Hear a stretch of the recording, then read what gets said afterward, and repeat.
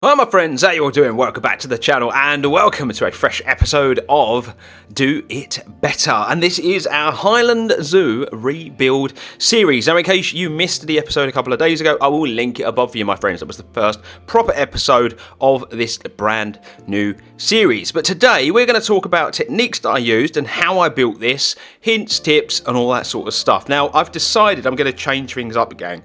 I can imagine the episodes being pretty long, so what I'm going to be doing is releasing an episode of the rebuild in the same fashion that I did with that video that was released the other day, and then a day or two after that video is released, I'm then going to release this video for every single episode. And this video is essentially going to tell you how I go about the planning process, how certain things are built, some of the pieces I use to make the unique stuff, and sort of showing you some of the things that I do. In the episode, I revealed that there were lots of key areas that I wanted to concentrate on. The first one was, of course, the car park. We needed to concentrate on the infrastructure. We needed to concentrate where the train station was, the entrance and the plaza on itself, and the ticket booths. They were basically the five main areas that I decided to think about. Obviously, we didn't get round to the train station. I explained that in last episode, but I'm going to do that for the next one. So where did I begin? Well, basically, I began with the car park. Well, actually, that's a lie. I began by bulldozing the whole thing. I basically got rid of everything I knew I was going to rebuild, because a blank canvas was a lot easier for me to work with, because I can't imagine that there's going to be a lot that I'm going to keep from each of the builds that I do. So I started with the car park. It was relatively easy. I've done enough of these now playing Planet Zoo that I felt like I could kind of smash one out pretty quick. Next up, I actually thought about the infrastructure, and the reason I did that and the reason I thought about this road is because I knew it was gonna kind of tie in with that car park. So I had a good think about what I wanted to do there. I kind of put the plans in place and the wheels in motion for both of those, so I got those done. Basically, I deleted all of the old path out, and then I created the car park and the road. So first and foremost, I got rid of all of the walkable path because it wasn't needed. We don't need all of our, guests walking all in here. We don't need them walking along the road, and we probably don't really need them walking up here. We don't really need them past this point because they're going to be going into the zoo. So I decided to just get rid of all the paths, and then I use pieces basically to replicate the pavement, the roads, the road markings, and so on. Okay, and the main piece that I use is plaster. Okay, so if I was to select this and I just get this piece to come up, you will see, look, it is literally just sunk down onto the ground, and it's just a normal plaster piece. That is essentially all I use, and just obviously they're recolorable pieces, so you can get the colors that you like. The other thing that you should note, I'll just leave that there because we can go back, is if I was to raise the road, you'll see the road is actually slightly lower than the pavement. And the reason for this is because in case I did want to put path here, it will look more realistic that they are walking at path level rather than road level, just so that kind of makes sense, gang. So the road, the pavement, they're both done with plaster, but also the curbs are as well. So obviously a lot of roads will have these curbs, and they are just rotated on their end and sunk down basically, so they look more like edges. And so that's how you achieve the whole path being higher than the road level. If you want to get this so that it feels right, like a realistic level basically, so that it feels like the right height, what I do is I will put a piece of path on the ground, I will put a piece of path here, and then I will get either a staff member, because I've actually found using an actual body in the game is better than using that archer, because the archer isn't quite to scale, and then just lining it up to just over ankle height, because that's usually about right. So, and that kind of gives you the right spacing essentially. So they're the pieces that I use mainly to do my pathways, to do my roads, and they are actually the pieces I use to do my plazas as well. But there's a slightly different technique there that I use, and I'll talk to you about that in a moment. Also, I put this nice little grass verge in along the edge as well. It's quite hard to achieve that with the normal terrain, okay, because these height differences are so minute that trying to achieve this with just the normal terrain levels is quite difficult, and also you always end up with this weird little edging to the terrain when you raise that up. So I decide when I'm going to try and just get some nice clean grass, I sink the hedges down. So essentially how I achieve this grass look is by taking these what are they actually called? Yeah, the topiary hedge. I take those, rotate them on their side. Always rotate them this side, because then you don't get the lines. If that makes sense. So if you was to do it this way and you go all the way along, the actual top of the bush, as you can see, isn't straight. So you end up with these weird kind of little markings. But if you were to do it on the side like that, then you don't get that, because this is a flat surface. So that's a good thing to remember, and a good technique to remember when you're thinking about doing these hedgerows, basically. And then when it comes to the actual markings of the road and the car park, it's just plastic pieces, gang, rotated on their ends and sunk down into the ground. And all you do with them is you sink them as low as you can. So if we were to just take this piece, right, if you put the piece in the game, that's how it's going to be, right? And you just literally have to sink it down as low as you can until it virtually touches. I like it to disappear. And then that's when I know I'm right at the bottom, and then you can go up, and then you just get that lovely right to the bottom, right flush on the surface, and then you don't get that, you know, that little lip, so then it looks a bit more realistic. And that's essentially how I do all my road markings. If you want some tips on how to like do realistic road markings, the best thing to do is to just go online. Stick car park in Google. It might seem really weird to do that, but just go on Google, write car park, go to images, and take a look at some car parks, and trust me, you will get the right markings. You know, if you're making a zoo in America, look for American road markings. If you're making a zoo, I don't know, say in Australia, look for Australian road markings. I obviously always do kind of like British or European, so I always kind of have a knack of knowing what to do, because I live in England at the end of the day. So yeah, essentially that's how I go about kind of coming up with the road markings and whatnot, and knowing what to do where they're all concerned. You know, things like zebra crossings and that as well. This little barrier, this is like a height barrier. We see these a lot in car parks in this country. That's just made out of the metal pieces, the metal beams. So yeah, just kind of like line all those up. These little bollards, they're just made out of a plastic cylinder, and then the top is the ceiling fan. That's all that is, the new ceiling fan from the European DLC. And the one, that bit underneath, so that you get that lip, it's just one of these rotated upside down and then put there. And then again, we've just taken one from the top and put it at the bottom, and that's how you make them bollards. And they look really realistic. Like, don't get me wrong, they probably should all be one colour, but I decided to do the tops and the bottoms a little bit darker. But if you do them all the same colour, they do look really cool.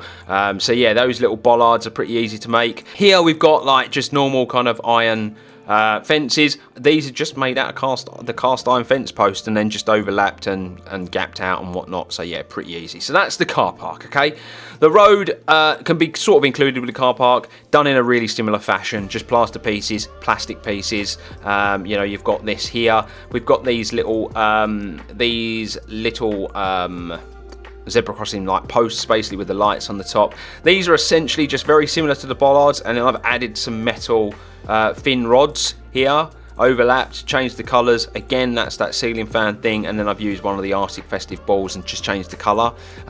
Really simple to make, and like I say, that road was done there.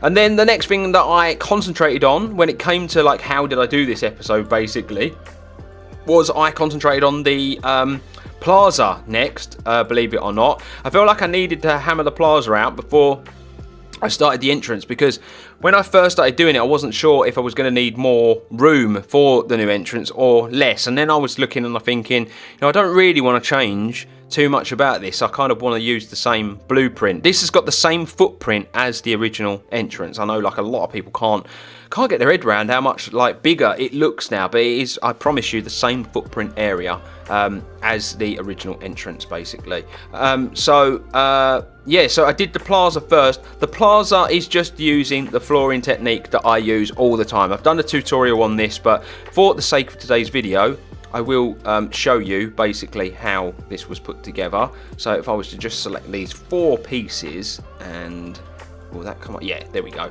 I'll just select those pieces there. So how I do it so that you can get the grout in the gaps to appear and it look a bit more realistic is you put the first layer down, so you'll probably grab, if you're going to cover a long area, like a big area, grab the biggest plaster piece you can, make that whatever your colour you want your grout to be. You know, I've done a mixture of grout colours here. I've done a lighter sort of creamy colour, and then I've done a grey colour over here. Yeah, really, just go online and look at what colour grouts you can do. So yeah, I do that first. That gets sunk down literally on top of the ground, like to the point where you're literally just sitting on top, and then it gives you a bit of leeway to then have a little bit of a gap to build your tiles. And again, it's just about taking smaller plaster pieces and overlapping them on top and coming up with the designs that you want. This is a very kind of very sort of square and straight design. I brought some shapes into it by making the planters a different shape, like using plaster pieces as well. But yeah, you can get as intricate as you want. You can make circles, you could make wavy lines. Like it's all about where your creativity wants you know, how far you want to stretch it, basically. So that's how I did the Plaza. Again, it's the same back here, gang.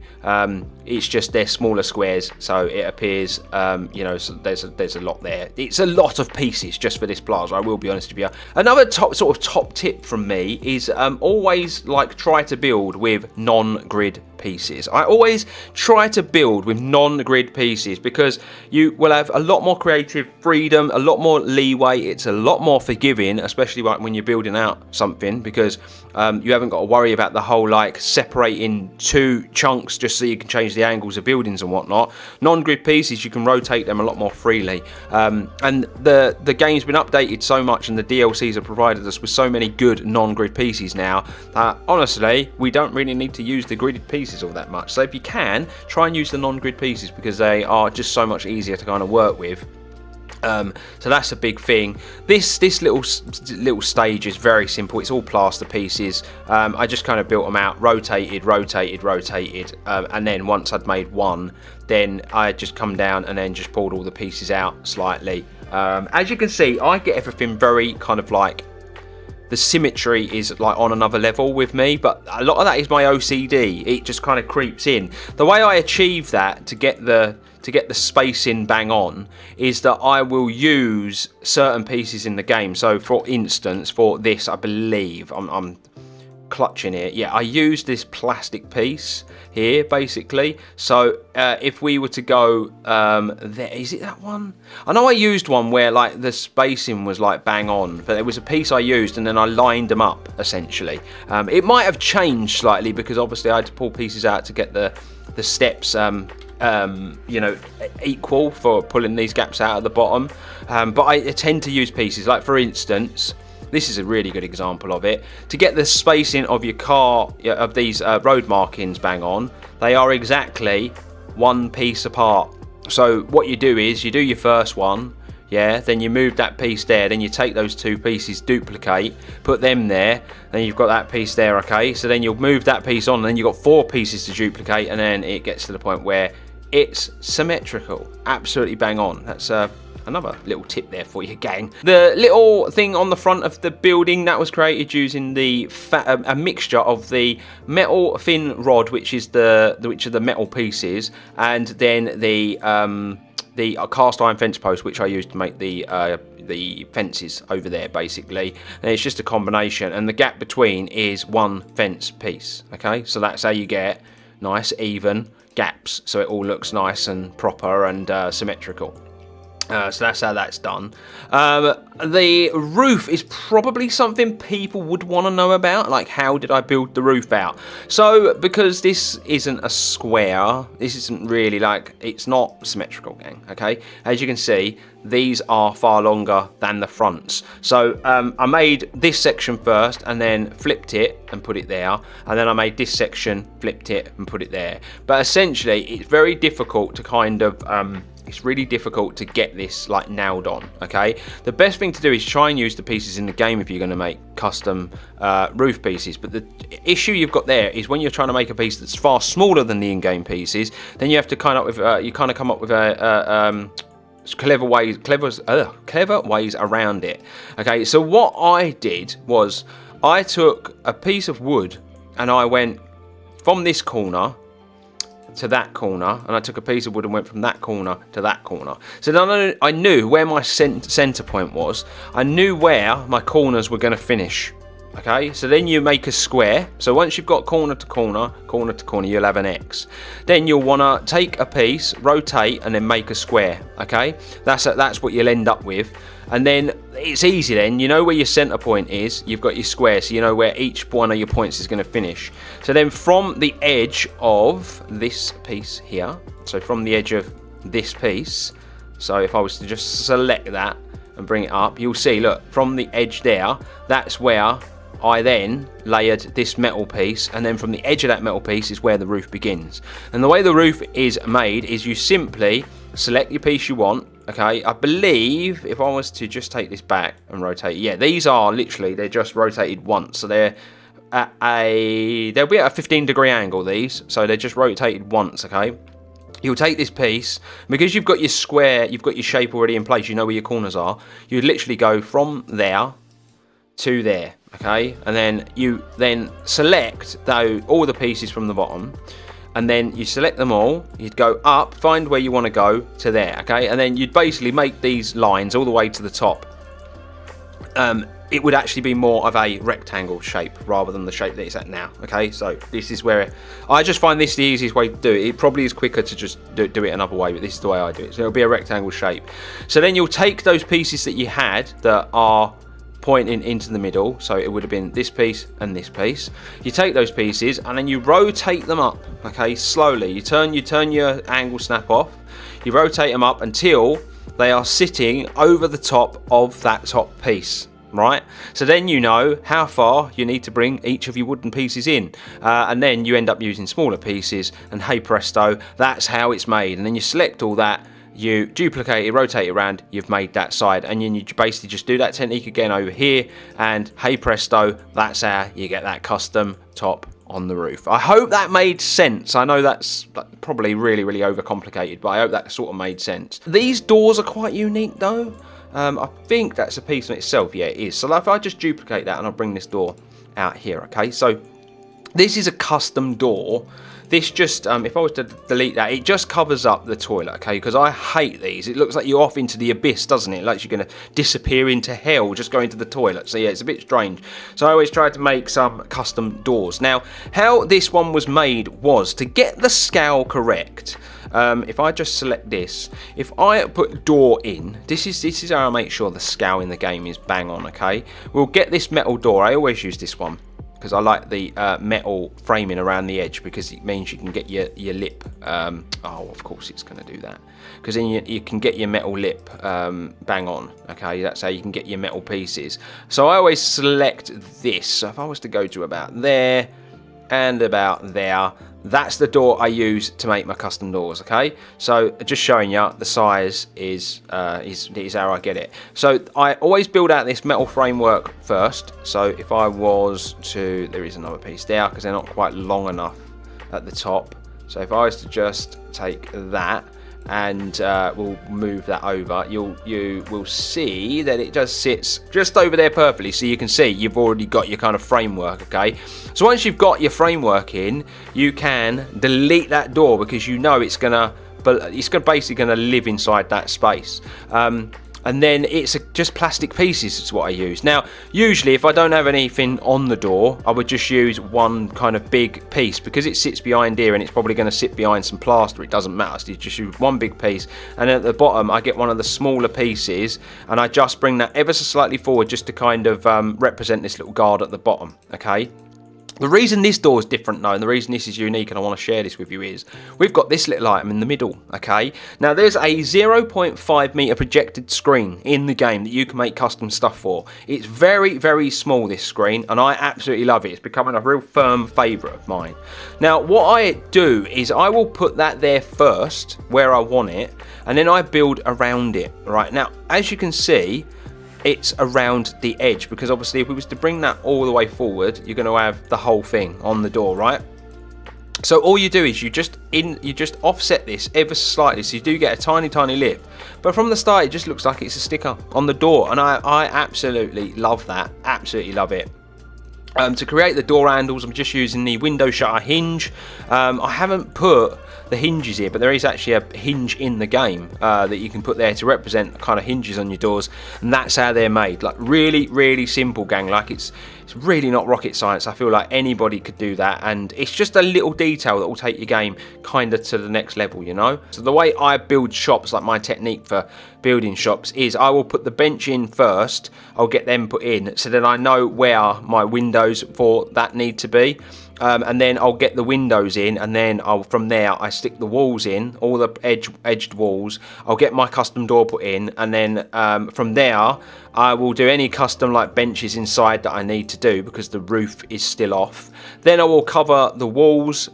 So I double my walls up basically, gang. Let me try and find a good place to show you. So look, I double my walls up. So the outside wall is wood, and then the inside wall is plaster. So I double my walls up because the inside's always 9 times out of 10 is going to look a bit different.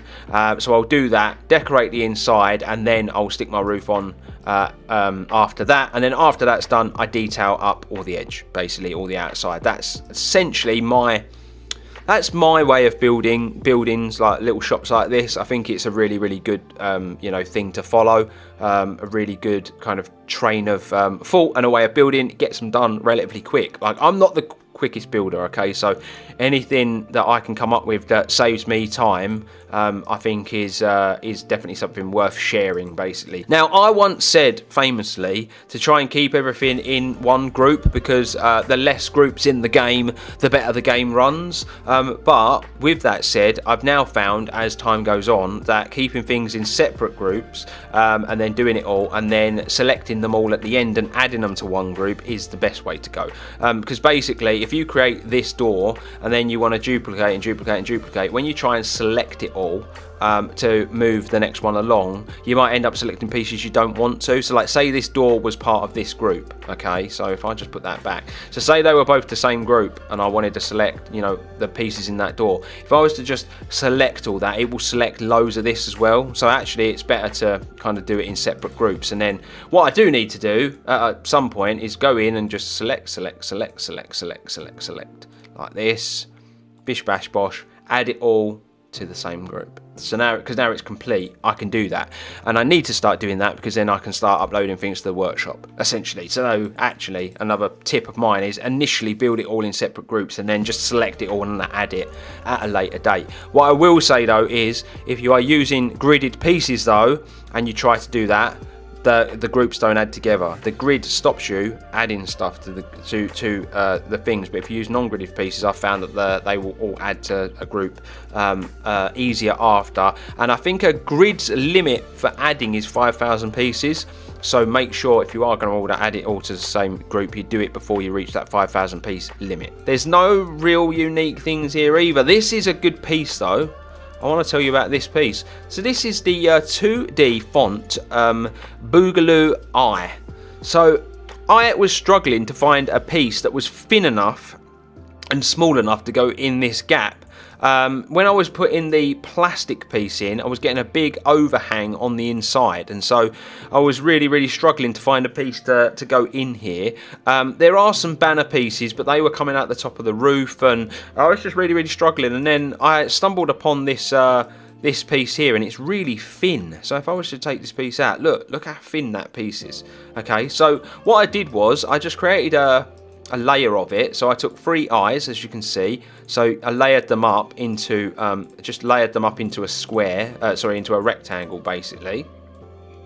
If I could take that out for you, look like that, basically. Layer them up into a rectangle, and then I just started here, worked all my way along on the front, and then I selected all those pieces and then brought them to the front. So there's actually 2 layers of it. So as you can see, look, because it's so thin, there was no point in filling the whole gap, so we did a back layer and a front layer. It does mean you end up using a fair amount of pieces. Like, if you think about it, there's 6 pieces on the front, so there's 12 pieces like per most squares, basically. So you do need to keep that in mind. You do need to consider that, but it's a good way to kind of fill the gaps here, and it's recolorable, so that's a really nice little piece. I did get asked about this. How was it made? Let me just pull it out here. So this is made out of plastic pieces, glass, the fan rod, and a few other little bits and bobs, basically.